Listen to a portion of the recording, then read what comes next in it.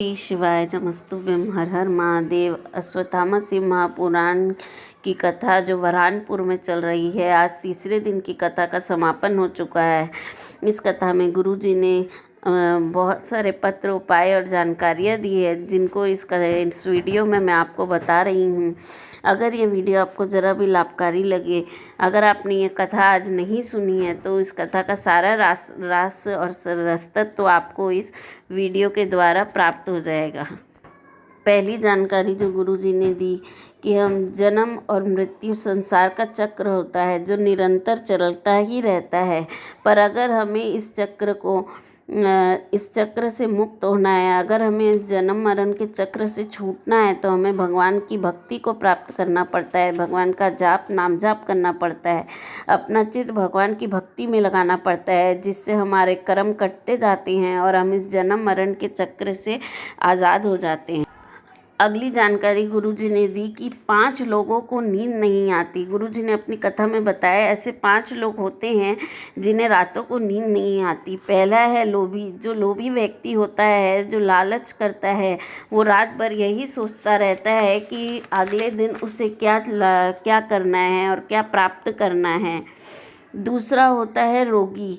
रोगी को भी रात भर नींद नहीं आती, क्योंकि उसके शरीर में रोग होता है, वह रोग उसे परेशान करता है और जिसके कारण उसे नींद नहीं आती। तीसरा होता है भोगी। जो आसक्तियों में डूबने वाला होता है, उसे भी कभी नींद नहीं आती रात में। अब चौथा व्यक्ति होता है कामी। जो कामना में डूबा रहता है, जिसको सिर्फ यही लगा रहता है कि उसे कल क्या करना है, उसकी कामना क्या है, इस चक्कर में उसे नींद नहीं आती। और अंतिम 5वां व्यक्ति होता है ढोंगी। ढोंगी को भी नींद नहीं आती, क्योंकि वह रात्रि भर यही सोचता रहता है कि उसे कल क्या ढोंग करना है, कल क्या प्रचंड रचना है। इसी कारण इन 5 व्यक्तियों को रातों को नींद नहीं आती। केवल एक व्यक्ति को ही नींद आती है, जो कि त्यागी होता है, जो परमात्मा की भक्ति में लगा रहता है, जो अपने परमात्मा ने उसे जो दिया है उससे संतुष्ट होता है, जिसे भोग और विलास की कोई आवश्यकता नहीं होती। जो एक लोटा जल लेकर शिव शंकर के मंदिर जाता है, तो वह सभी आसक्तियों से मुक्त हो जाता है। अगली जानकारी गुरुजी ने दी कि शहर और गांव में क्या अंतर होता है। अब गुरुजी ने बताया कि अगर भारत की विकास, उन्नति और प्रमोशन को देखना हो, तो हमें शहर को देखना चाहिए, पर अगर हमें भारत के विश्वास, आस्था और भक्ति को देखना है, तो यह चीज़ हमें गांव में ही मिल सकती है। यही अंतर होता है शहर और गांव में। शहर में साधु भी आता है तो लोग उसे भिखारी समझते हैं, और गांव में भिखारी भी आता है तो लोग उसे साधु समझते हैं।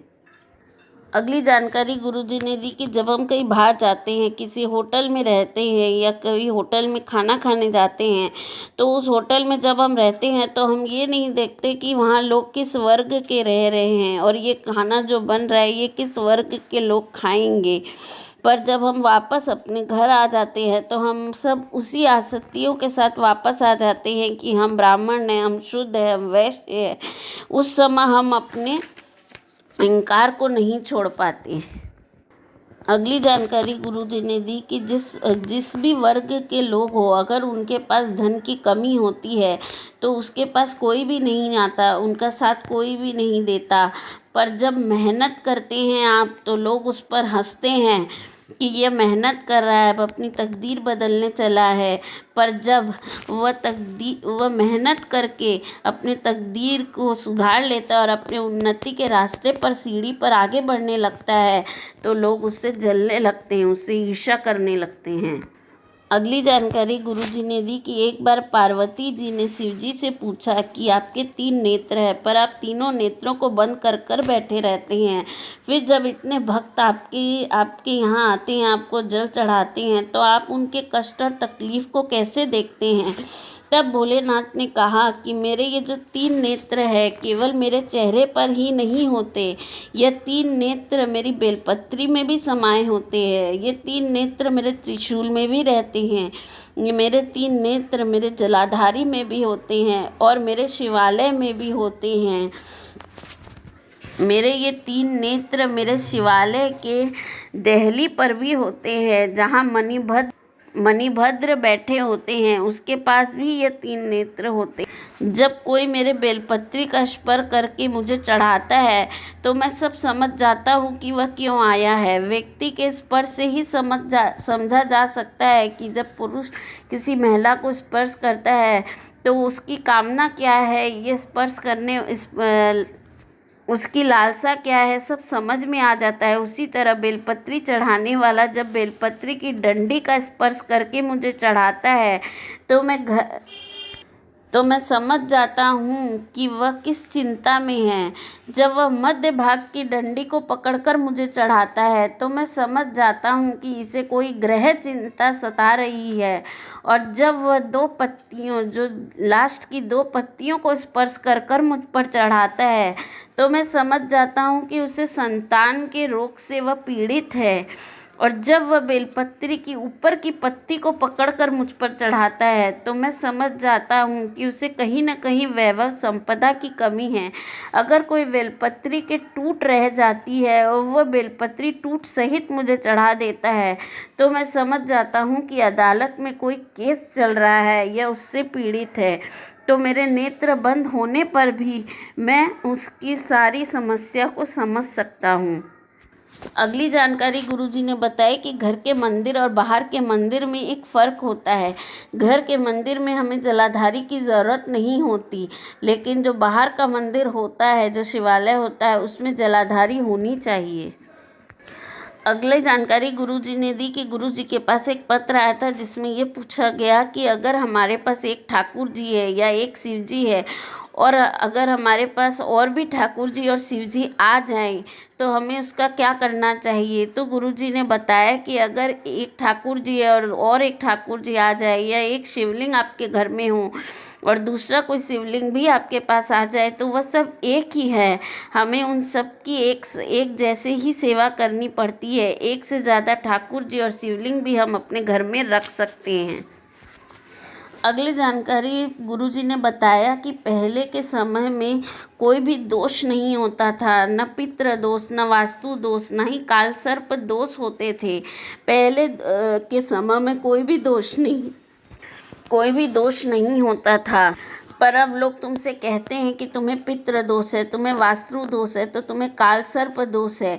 यह सब दोष हमारी ही गलती से हमारे जीवन में समाहित होते हैं। जिस तरह जब हम शिव जी को 1 लोटा जल चढ़ाने के लिए अपने घर से लेकर जाते हैं तो वह हमारे सारे दोष समाप्त हो जाते हैं। अगर हम अपने घर से 1 लोटा जल लेकर जाते हैं तो हम जिस घर से जाते हैं उस घर के सारे वास्तु उस जल में समा जाते हैं, जिससे हमें वास्तु दोष नहीं लगता। जब हम रसोई से 1 लोटा जल लेकर शिव जी को चढ़ाने जाते हैं तो हमारा रसोई घर वास्तु का केंद्र होता है, तो हमारे घर में वास्तु दोष नहीं लगता। और जब हम अपने घर से घूम कर जाते हैं तो सारे वास्तु का भाव उस जल में आ जाता है। और जब हम अपने मटके से जल भर कर लेके जाते हैं तो मटकों में पितरों का वास होता है, पितरों का स्थान होता है, तो हमें पितृ दोष नहीं लगता।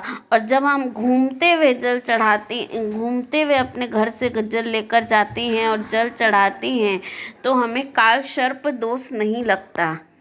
अगली जानकारी गुरुजी ने दी कि काल सर्प दोष कैसे लगता है। जब हमारे घर में गणेश जी, लड्डू गोपाल जी, शिव जी सभी होते हैं, हम सबको एक साथ स्नान करा देते हैं और उस जल को ले जाकर हम तुलसी जी में डाल देते हैं, तो वो तुलसी जी में कभी भी शिव जी का जल या गणेश जी का जल नहीं चढ़ना चाहिए, जिसके वजह से हमारे काल सर्प दोष लग जाता है। अगली जानकारी गुरुजी ने एक पत्र पढ़ा जो कि आरती योगेश जी लेकर आई थी वरहानपुर से। उन्होंने कहा कि बाबा ने मुझे सब कुछ दिया है, पर मेरी 5 वर्ष की बेटी जो ना बोलती है ना चलती है, केवल बिस्तर पर पड़ी रहती है, उसका जलगांव, नासिक, इंदौर, बॉम्बे सभी हॉस्पिटलों में बड़े बड़े डॉक्टरों को दिखाया और सभी ने कह दिया था कि ये यूं ही रहेगी, कभी चल नहीं पाएगी और इसका माइंड भी ऐसा ही रहेगा। एक बार टीवी पर चैनल बदलते बदलते आपकी कथा देखी कथा सुनी तो प्रण किया कि जिस तरह मैं अपनी बेटी की सेवा करती हूँ उसी तरह मैं महादेव की भी सेवा करूँगी। तो मैं रोज़ शिवालय जाती हूँ, शिवालय में जाकर झाड़ू पोछा करती और बाबा को स्नान कराती, जल चढ़ाती, वही जल लेकर आ जाती, बेलपत्री लेकर आती और अपनी बेटी को बेलपत्री का चूरा कर कर दे देती और जल पिला देती। एक दिन मन में भाव आया कि पशुपति व्रत करूँ। बेटी को पलंग पर अकेले छोड़कर मैं चली जाती पशुपति व्रत करने के लिए। जब पहला व्रत किया तो सुबह और शाम की पूजा आराम से हो गई, पर जब दूसरा व्रत किया तो सुबह की पूजन कर कर जब मैं घर आ रही थी तो मेरे घर पर बहुत भीड़ लगी हुई थी। मैं डर गई कि ये भीड़ क्यों लगी है, कहीं मेरी बेटी को कुछ हो तो नहीं गया। मैं दौड़कर अंदर जाने लगी तो जितनी तेज मैं दौड़ रही थी उससे दुगनी तेजी से मेरी बेटी मेरे पास दौड़ते हुए आई और गुरुजी वो बिल्कुल ठीक हो गई। मेरे पूरा गांव जानता है कि एक लोटा जल का क्या महत्व होता है। अगली जानकारी गुरुजी ने एक पत्र और पढ़ा जिसमें जो कौशिक राहुल राठौर जी वरहानपुर से लेकर आई थी। उन्होंने कहा शादी के कई साल बीत गए थे पर संतान का सुख नहीं मिला था। मेरी ननद ने मुझे पशुपति व्रत के बारे में बताया और वीडियो भी भेजा। मैंने पशुपति व्रत किया। व्रत पूर्ण होने के 4 दिन बाद ही मेरा गर्भ ठहर गया और मुझे पुत्र की प्राप्ति हुई। अगली जानकारी भी गुरुजी ने एक पत्र के द्वारा दी कि जो रेखा जी लेकर आई थी वरहानपुर से। मेरे पति 3 दिन रात दारू पीते थे और हम उससे सभी दुखी थे, मेरे बच्चे और मैं भी इस पर दुखी थी। एक दिन टीवी पर आपकी कथा सुन रही थी तो मेरे पति भी वहाँ बैठे थे। कुछ समय की कथा उन्होंने सुनी और थोड़ी सी कथा सुनकर उन्होंने कथा पर इतना विश्वास किया कि उन्होंने संकल्प कर लिया कि वह अब नशा नहीं करेंगे, वह कथा का नशा करेंगे। और तब से अब तक मेरे पति ने नशा को छोड़ दिया है और मुझे कथा सुनाने पंडाल में लेकर आए हैं। अगली जानकारी गुरुजी ने की कि अगर आपके पास शिव मंदिर में शिवालय में जब आप जाते हैं आपके पास चढ़ाने को कुछ भी ना हो तो शिव मंदिर की चौखट या नंदी के पीछे का चरण या शिवलिंग को भी स्पर्श कर ले तो भी आपको शिव तत्व की प्राप्ति हो जाती है। अगर उस रास्ते से भी आप गुजर जाते हैं और उस भूमि का भी नमन करते हैं तो भी आपको शिव तत्व प्राप्त होता है। अगली जानकारी गुरुजी ने दी कि जब हमने श्री शिवाय नमस्तुभ्यम इस मंत्र को लोगों को तक पहुंचाया, लोगों को बताया तो लोगों ने इसका विरोध किया कि यह मंत्र कहाँ से उठा लाए। लेकिन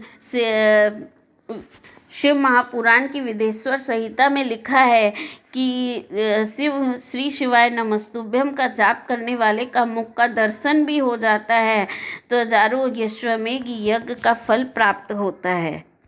अगली जानकारी गुरुजी ने दी कि दुनिया के आगे आप अपना दुख मत कहना, दुनिया के आगे कभी हाथ न फैलाना। अपनी समस्या अगर कहनी हो तो महादेव से कहें। समस्या बहुत भारी हो तो 1 लोटा जल लेकर बेलपत्री के वृक्ष के नीचे बैठ जाएं। अपना मुख बेलपत्री की जड़ की ओर कर ले। कुछ समय बैठकर केवल 2 मिनट ही श्री शिवाय नमस्तुभ्यम या पंचाक्षर मंत्र नमः शिवाय या ओम नमः शिवाय का जाप करें और उस जल को ले जाकर शिवालय में शिव को समर्पित करें और अपनी समस्या शिव जी से कह दें। अगली जानकारी गुरुजी ने बताई कि कभी आपके मन में आ जाए कि आपको यह बात अपनी जो मन में आई है ये शिव तक पहुंचानी है, शिव को इसे सुननी है और आपकी मनोकामना को पूर्ण करना ही है तो 3 दिन गुरुजी ने बताया शिवरात्रि जो कि हर महीने आती है, प्रदोष जो कि हर महीने आता है और सोमवार की अष्टमी जो कि साल में 2-3 बार ही आती है।